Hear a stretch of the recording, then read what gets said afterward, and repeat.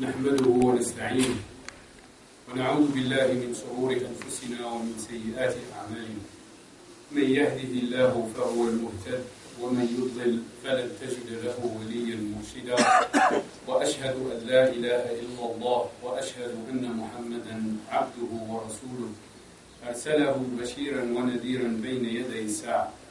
من يطع الله ورسوله فقد رشد ومن يعصهما فإنه لا يضر إلا نفسه ولا يضر الله شيئا. أما بعد فإن خير الحديث كتاب الله وخير الهدي هدي محمد صلى الله عليه وسلم وشر الأمور محدثاتها وكل محدثة بدعة وكل بدعة ضلالة وكل ضلالة في النار. أعاذنا الله وإياكم والمسلمين. Dear brothers and sisters in Islam, as we follow the news and what's happening locally and nationally, and in particular, we Muslims and how we are being covered and talked about in the news and in the media.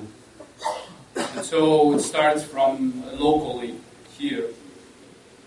We are being described as people who have unsanitary bathroom habits. We're also nationally, as I think all of you have heard and seen in Texas, that if one of our children, if a Muslim student creates, innovates something, that it is quickly and easily labeled and described that it is a bomb-like, and it leads to terrorism. Also, at the national front, and among those who are running or seeking to run for president, one of them get asked that, what would you do about me and you, who we were described as the problem. Muslims are a problem for America, for the world, for humanity. And then the other candidate seeking to run for president clearly states that he will not accept that my children, any of your children who are born in this country, who are American, that because they are Muslims, they cannot be presidents. And on and on. And also, what has happened yesterday in Oregon, this man who's an atheist, who has problem with, as they call it, organized religion. Before he shot people, he called them up and asked for their religion. And so anybody who said he was a Christian, he shot them. And nobody says anything. But just imagine if this person, and I'm not going to say a Muslim, if this person has a name that can be described, a name that Muslims carry, what would the coverage in the news and the discussion be? And as we have just recently celebrated Eid al-Adha and al-Hajj, and pondering upon Ibrahim alayhi salam, Ismail alayhi salam, I wanted to basically frame, because I hope that you all get the picture. This is an orchestrated plan to basically marginalize Muslims. Muslims have to be marginalized from the political life as well as from the economic and social lives. And the goal is that you and I need to be fearful, need to not dream, not have these, noble dreams. I cannot dream of being an engineer, nor can my kids. My kids cannot dream of political office. They can't dream of the highest political office in the land, which is the president of this country. And it is very important to ponder, because Eid al-Adha is not about just sacrificing any lamb or goat and then cooking it in different types of dishes, as we all know from our own cultures. Each one of us,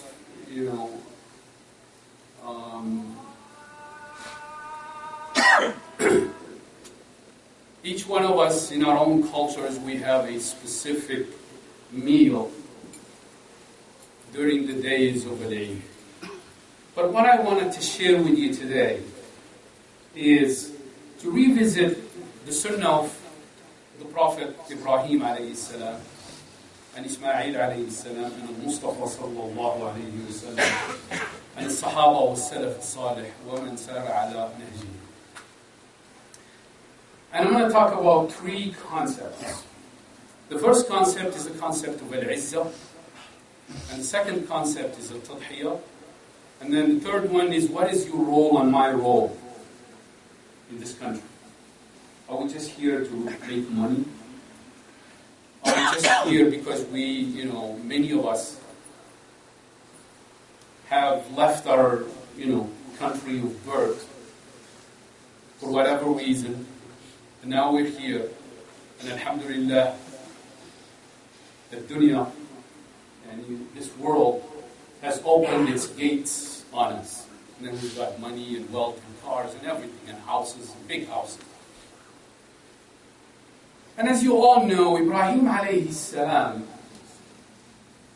he was a ghulam. In the beginning, he was just a youth. And his father, and I think all of you know his story. His father was a manufacturer of idols, Sani' Aliha. He used to manufacture idols, gods, and sell them, market them. And also the whole town was basically atheists, were basically worshipping other than Allah subhanahu wa ta'ala. Yet Ibrahim alayhi salam, he did not look at the environment, he did not look at his household, he did not look at his father and say, there is nothing for me to do. It's worthless, it's hopeless. I'm the only one who's on the straight path, the right path. And also Ismail alayhi salam, when Ibrahim alayhi salam told him that he saw in a dream that he slaughtered him.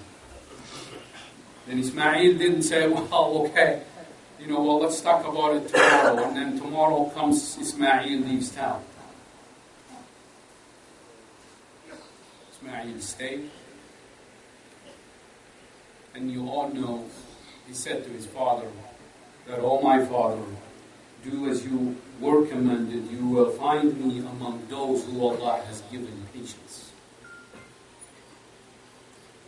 And al-Izzah, it's very important to understand خلق العزة عند المسلم. Wal-Izzah in Arabic, and when you look at it from a linguistic perspective, it talks about, or it covers concepts of al-Quwwa, عدم الغلبة والقهر, that strength, not being defeated. وفي الاصطلاح, الفقهاء say that هي حالة مانعة للإنسان من أن يغلب.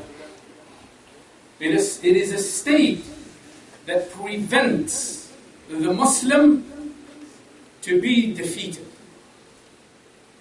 This is natural. What we see and what's been said and how Islam is covered, it is natural. It is one of the sunnah of Allah subhanahu wa ta'ala in the interaction between people. It's sunnah. It happened from Adam alayhi salam to Muhammad sallallahu alayhi wa sallam, and it will continue as long as there is humans who declare La ilaha illallah Muhammad Rasulullah. Allah subhanahu wa ta'ala has described himself as Al-Aziz. And our ulama literally have counted the number of verses in which Allah subhanahu wa ta'ala refers to himself as Al-Aziz. And they said there is over 90 verses in which Allah subhanahu wa ta'ala declares himself as Al-Aziz. Not only that in Islam, this feeling of Izzah, I'm not going to get it because I am Arab, because I'm Moroccan, because I'm wealthy, because I'm handsome. No. It comes from Islam itself. It comes from Allah subhanahu wa ta'ala. That is why another name of Allah subhanahu wa ta'ala is Al-Mu'izz, the one who gives and grants this Izzah. And Allah subhanahu wa ta'ala, as the fuqaha have said, that this Izzah هي خلق من أخلاق المؤمنين, is an attribute of the believers. That is why Allah subhanahu wa ta'ala said in the Quran, بعد أعوذ بالله من الشيطان الرجيم ولله العزة, to Allah is the Izzah, ولرسوله وللمؤمنين, and to the messenger, his messenger, and to the believers. But ولكن المنافقين لا يعلمون. Then in another verse في سورة آل عمران, Allah subhanahu wa ta'ala commands ولا تهنوا ولا تحزنوا وأنتم الأعلون إن كنتم مؤمنين. So do not become weak, nor be sad, and you will be superior in victory if you are indeed true believers. One of the mufassirin, in his comments on this verse, said, وَهَذَا يَقْتَدِي أَنْ يَكُونُوا أَعِزَّاءَ. To have and to implement and to experience these characteristics in this verse require that Muslims have this attribute of Izzah. وَهَذَا يَقْتَدِي أَنْ يَكُونُوا أَعِزَّاءَ وَهُوَ خُلُقٌ يفيد معنى الاستمساك بالعزة والقوة والتورة على المذلة والهوان. That this etiquette, this attribute requires that they experiment this feeling of Izzah. Yes, I am a Muslim, and I will create, and I will seek political office, and I will try to do what is good for humankind. Why? Because that's what my religion, that's what my way of life is all about. And it stems from this deen. That is why in one incident, Umar radiallahu anhu, he was the Khalifa, and he made a trip للشام, a journey, وكان في سفر إلى الشام. وكان معه أبو عبيدة بن الجراح. So they reached a stream. And Umar radiallahu anhu is the Khalifa. So he descended from his she-camel, took his shoes or sandals from his feet, put them around his neck, and grabbed his camel, and then started to walk to cross the stream. And Abu Ubaidah said to him, يا أمير المؤمنين أنت تفعل هذا؟ O Amir al-Mu'mineen, O Khalifa al-Muslimin, you do this? Note here, Abu Ubaidah was using the system or the benchmark or the stick, the measuring stick of this world, not the measuring stick of Islam and of Allah subhanahu wa ta'ala. He said, تخلع خفيك وتضعها على عاتقك وتأخذ بزمام ناقتك ما يسرني أن أهل البلد استشرفوا. You do all of this and you walk barefoot, crossing the stream with your shoes around your neck. I don't like that the people of Asham see you in this state. And then Umar radiallahu anhu to teach Abu Ubaidah and to strengthen his understanding and all of us. He said to him, إِنَّا كُنَّا أَذَلَّ قَوْمٍ. We used to be the worst of mankind, the most humiliated. أَذَلَّ قَوْمٍ, pre-Islam. فَأَعَزَّنَا اللَّهُ بِالْإِسْلَامِ. فَأَعَزَّنَا اللَّهُ بِالْإِسْلَامِ. Allah subhanahu wa ta'ala gave us this izzah through Islam. فَمَهْمَا نَطْلُبُ الْعِزَّةَ بِغَيْرِ مَا أَعَزَّنَا اللَّهُ بِهِ أَذَلَّنَا اللَّهُ. And if we seek izzah in other than what Allah has granted us as the source of izzah, which is Islam. I am a Muslim, and there is nothing that humanity or even the animals or the environment has to fear of me. Why? Because that's who I am. And that is why when we hear all of these things that, so-and-so is a Muslim that killed or did all of this. The definition of Islam, of a Muslim, as the Prophet ﷺ, by definition, by default, is the one who mankind, man salim al-mar'u min lisanihi wa yadihi, is the one who mankind is safe from his tongue and from his hand. That's who a Muslim is. And so when they come out and they tell us, Abdul Rahman, Ulla Muhammad, Ulla this, trying to do this or kill, we have to say that this cannot be the behavior of Muslims.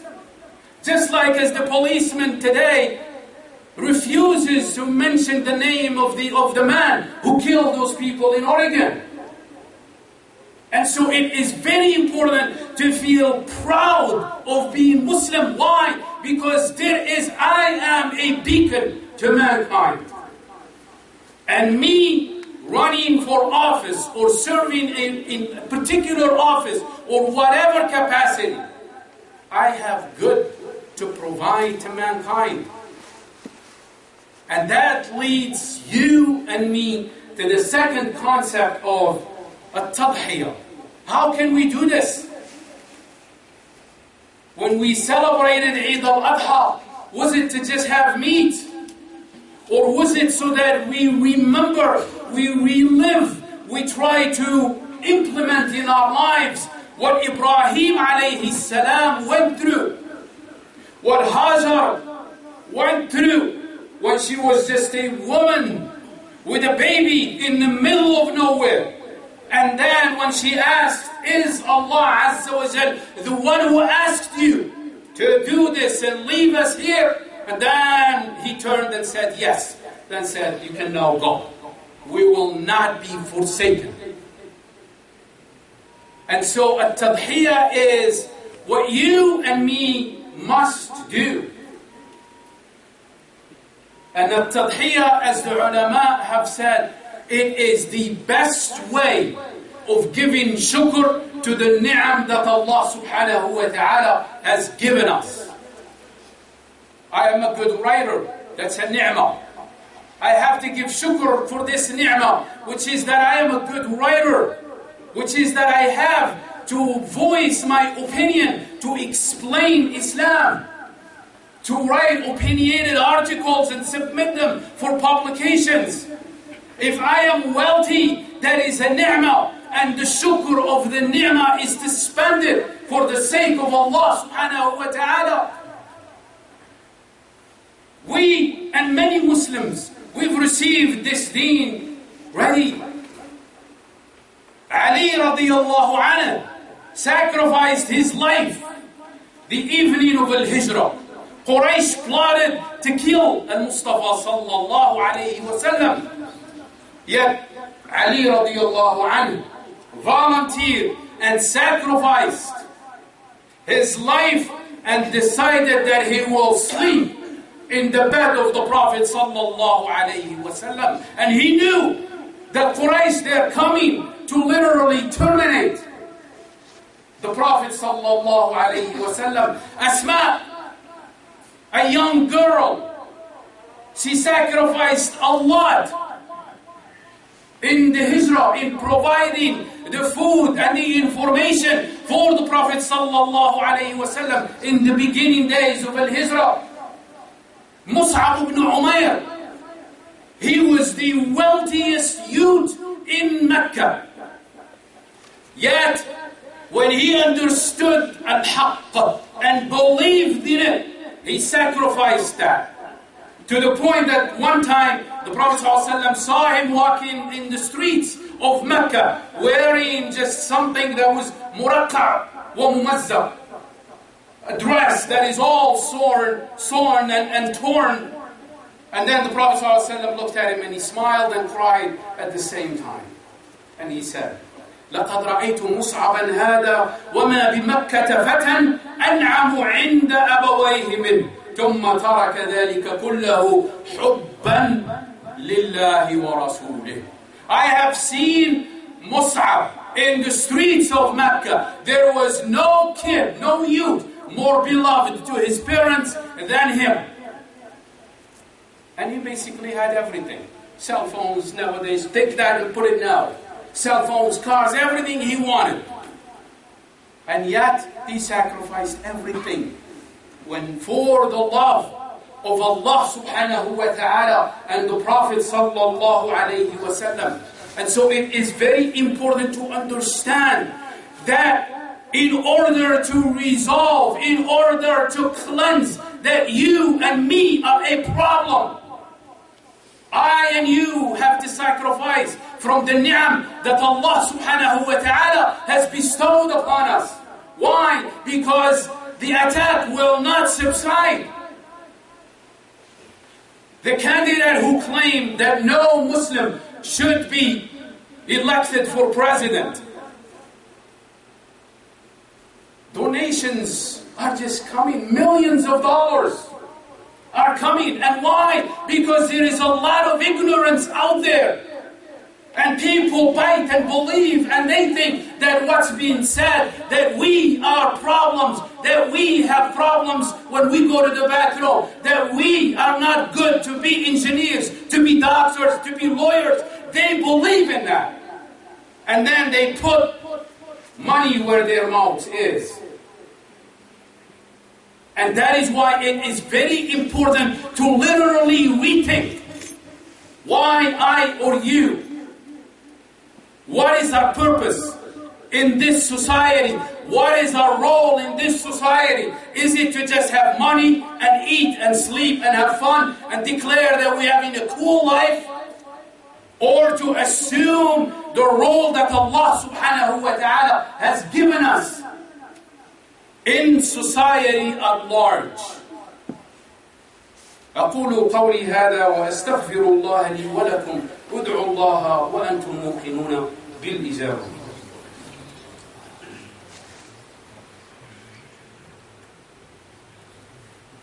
الحمد لله والصلاة والسلام على سيدنا محمد وأشهد أن لا إله إلا الله وأشهد أن محمدا عبده ورسوله.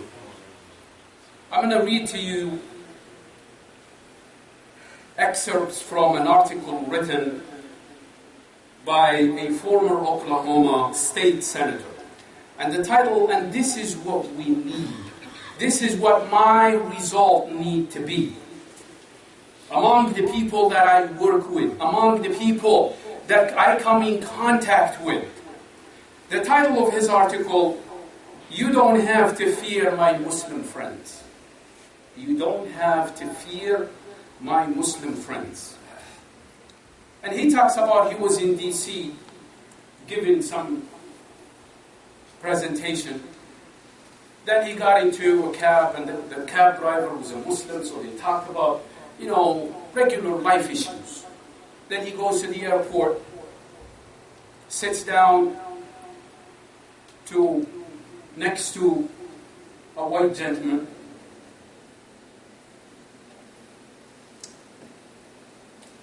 And then there were a couple of ladies wearing niqab, waiting to board a plane.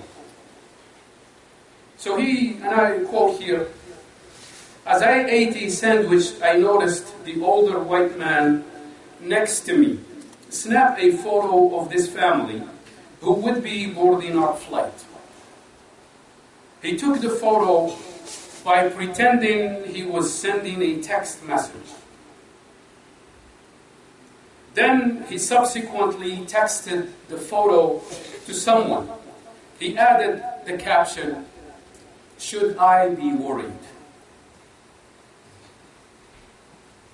So this is a scene in the airport where this gentleman sees these women who have the appearance of being Muslim, that texted to somebody and then states that, "Should I be worried?"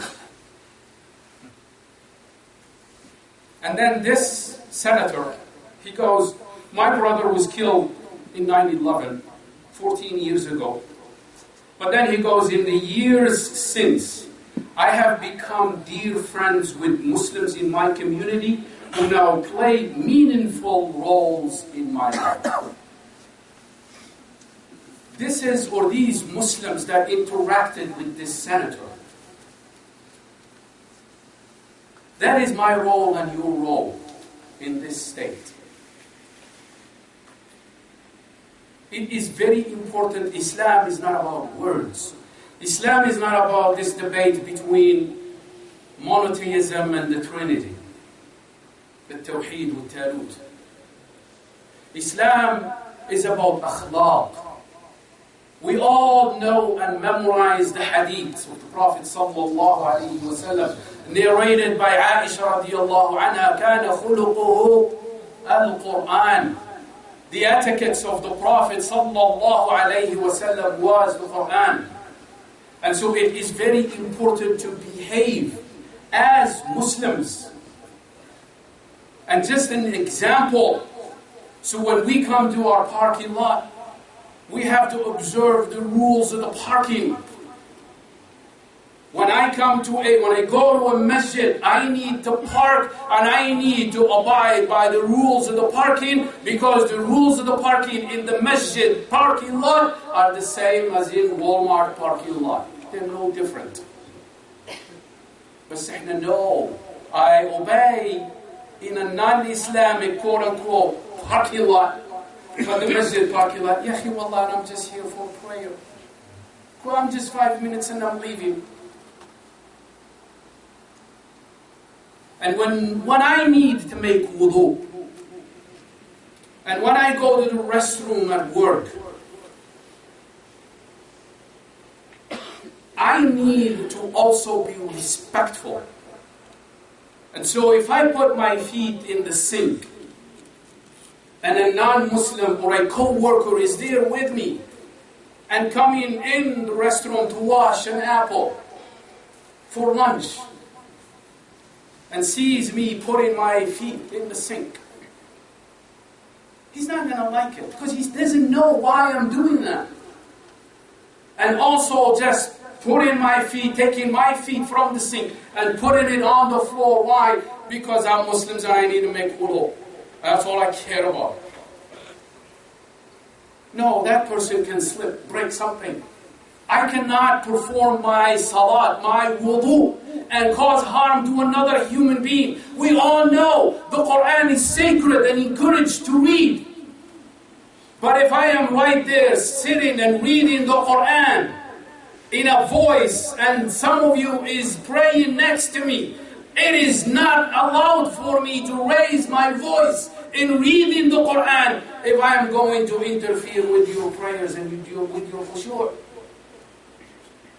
And so it is very important that we observe what it means to be a Muslim, to explain, to share, to present, to bring people in and not out.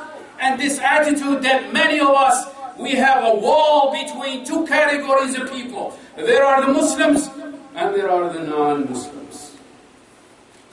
The Muslims, they deserve my talk and salam, and everybody else, I don't need to talk to them. And so it is critical, brothers and sisters, to recognize Islam teaches us and asks us to have izzah. And in order to achieve it, you and I need to give something not for Islam or Allah. Both do not need man. It is for us. It's a test for us. It's a test for us. And to be part and members and citizens and residents in this country, this is a ni'mah. This is a ni'mah from Allah subhanahu wa ta'ala. And we have, as some ulama have called it, هي ضريبة الشكر. We have to pay a tax of shukr of these ni'am, and in particular this ni'mah. اللهم اجعلنا ممن يستمعون القول ويتبعون أحسنه. اللهم اغفر لنا